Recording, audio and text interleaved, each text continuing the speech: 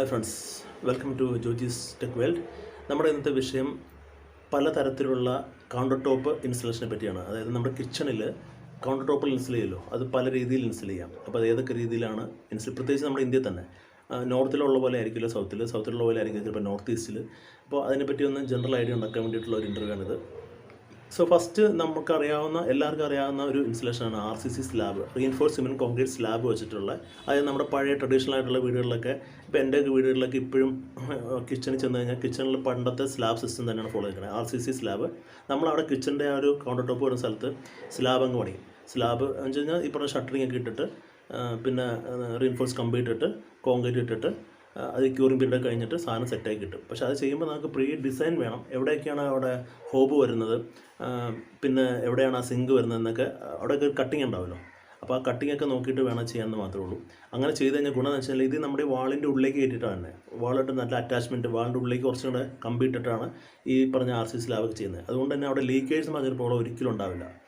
Leakage problem മാത്രമല്ല, termite attack ഉണ്ടാവില്ല. കാരണം ടെർമൈറ്റ് അറ്റാക്ക് ആകാൻ ഇതൊരു വുഡല്ലല്ലോ, അപ്പോൾ ടെർമൈറ്റ് അറ്റാക്ക് ഉണ്ടാവില്ല. നല്ല സ്ട്രെങ്ത് ഉണ്ടായിരിക്കും, ഡ്യൂറബിൾ ആയിരിക്കും.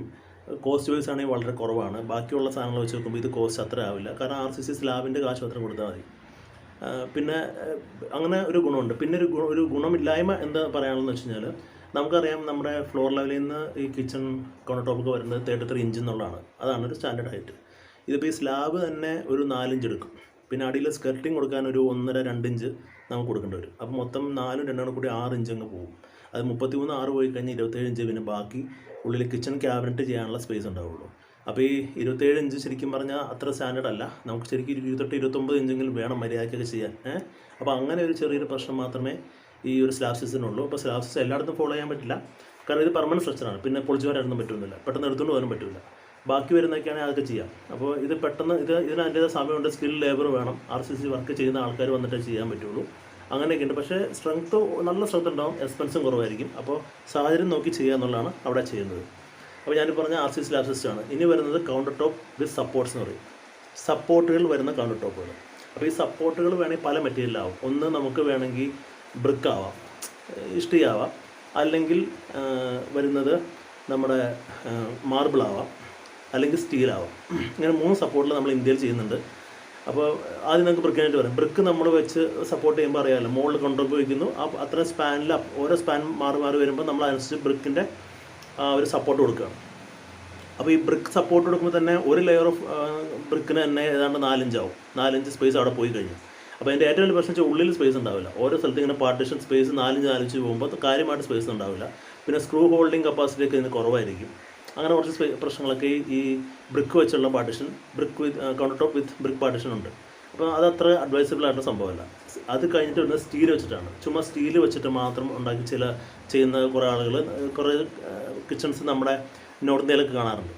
അവരെന്ന് വെച്ചാൽ സ്കില്ലായിട്ടുള്ള ലേബർക്ക് അത് ചെയ്യാൻ പറ്റുള്ളൂ. കാരണം ഇപ്പോൾ ഗ്രാനൈറ്റ് ടോപ്പൊക്കെ ഇടണമെങ്കിൽ അതിനെ ഹോൾഡ് ചെയ്യാൻ പാകത്തിനുള്ള സ്റ്റീൽസിൻ്റെ അടിയിൽ ഇങ്ങനെ നമ്മൾ ഈ പറഞ്ഞ പോലെ പാർട്ടിഷൻ കൊടുക്കേണ്ടി വരും.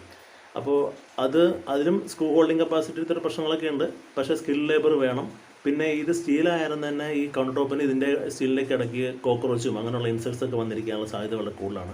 സോ അത് അത്ര നല്ലതാണെന്ന് പറയാൻ പറ്റില്ല.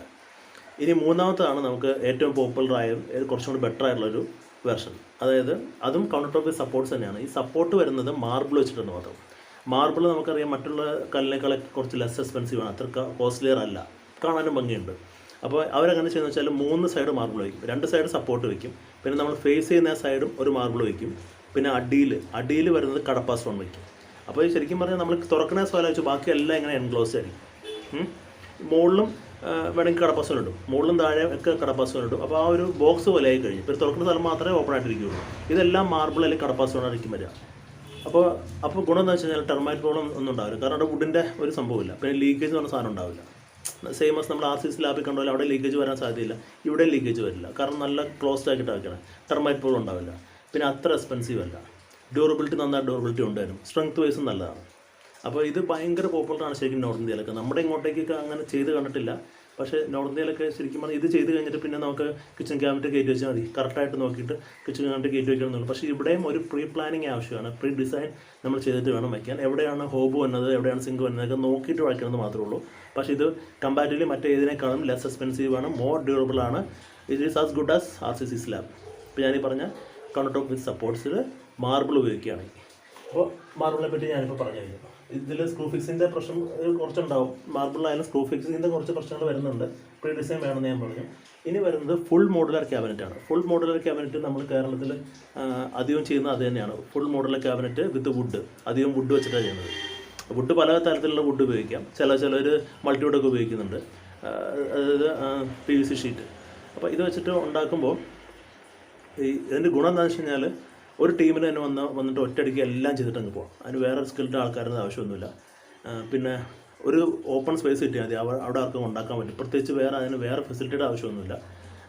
പിന്നെ അതിൻ്റെ ഒരു ഗുണം എന്താണെന്ന് വെച്ച് കഴിഞ്ഞാൽ ഞാൻ പറഞ്ഞ പോലെ സ്പീഡിൽ ചെയ്യും, ഈസി ആയിട്ട് ഇൻസ്റ്റൽ ചെയ്യാൻ പറ്റും, നല്ല സ്പീഡ് ചെയ്യാൻ പറ്റും. ഇത് അറ്റാച്ച്മെൻറ്റ് ഇല്ല എന്നുള്ളതാണ് മെയിൻ പ്രശ്നം. അതായത് നമ്മുടെ ചെയ്യുന്ന വാളുമായിട്ട് ഇത് അറ്റാച്ച്ഡ് അല്ല, അത് കുറച്ച് ഗ്യാപ്പ് ഉണ്ടാവും. അപ്പോൾ അവിടെ ലീക്ക് വരാനൊക്കെ സാധ്യതയുണ്ട്. പിന്നെ ഇത് ഭയങ്കര എക്സ്പെൻസീവാണ്, വുഡാണല്ലോ.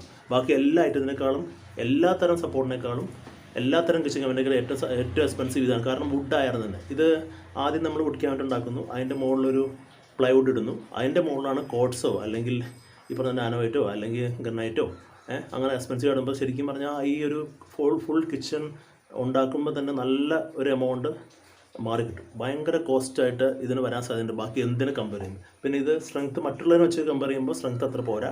ഇതിന് അസ്ലി സ്ട്രെങ്ത്ത് ഒക്കെ ഉണ്ട്, പക്ഷേ വെൻ കമ്പയറിങ് ടു അതർ മറ്റുള്ള വെച്ച് കമ്പയർ ചെയ്യുമ്പോൾ അത്ര സ്ട്രെങ്ത്ത് പോരാ.